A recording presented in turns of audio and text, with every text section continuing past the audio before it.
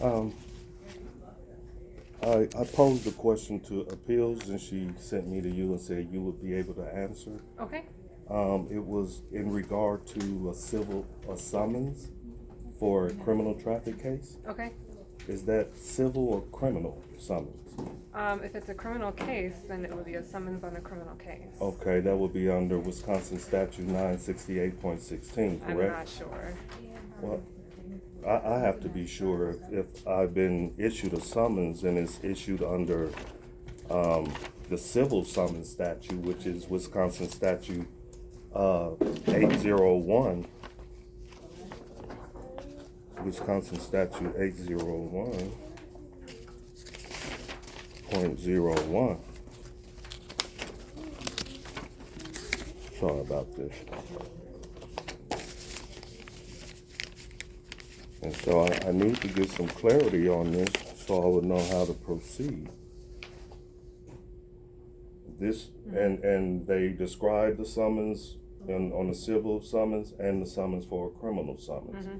This meets the definition of a civil summons that's signed by an attorney of the private party. Okay. This was issued by the district attorney's office. If you have Yes. questions about their summons, you have to ask the district attorney because it was I'm asking the office that files the summonses. We just filed the documents. It was filed by the district attorney, and So it's their you don't. document. So you can't answer the question. Appeal said that you would be able to answer this question. I'm sorry, sir. I'm not sure.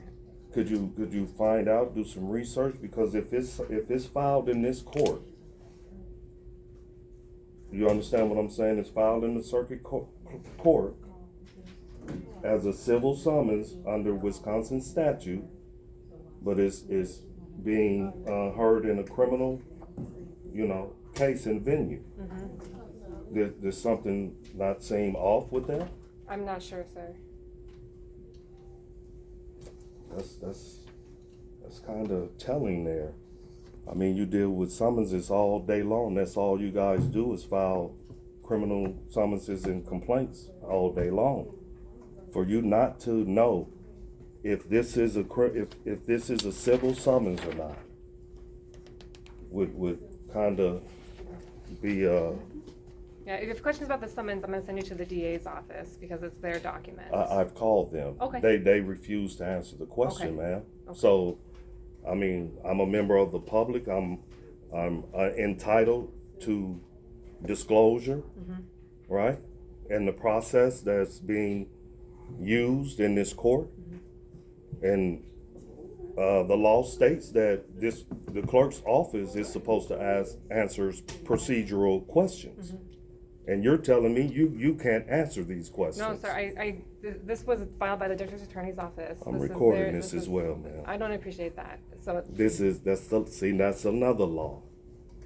First Amendment right. So, sir, I'm going to ask you to stop recording. No, I'm not going to do I'm that. not going to participate then. Okay, then what's your name? My name is Eileen. And you are the. I am the deputy division administrator. Okay. I don't want to put a suit on you, ma'am. Okay. Please.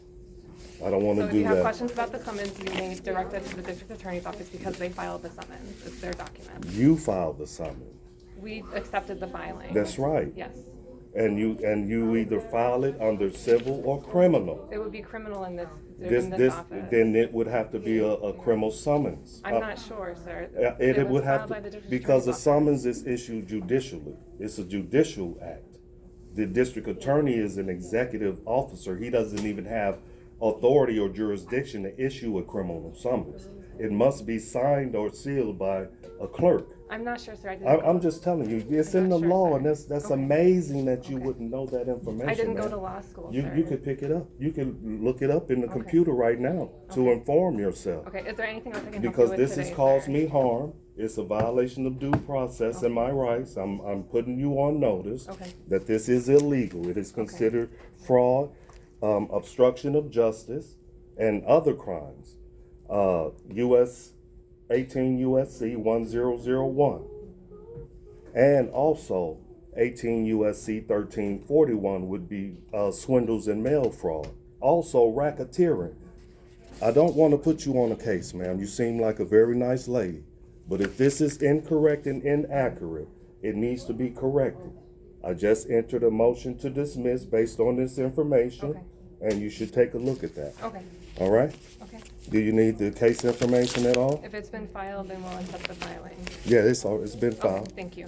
And then if you have questions about the summons, I've already okay. contacted, like I said, they're a dereliction of their duty Okay. as well. Hanging up on me, not answering the question. What more can I do? Right? But file lawsuits on you guys. It shouldn't have to go that way. These are simple questions, fundamental to the law and your duties. Are you under oath? Did you take an oath? So, I mean, this is ethical.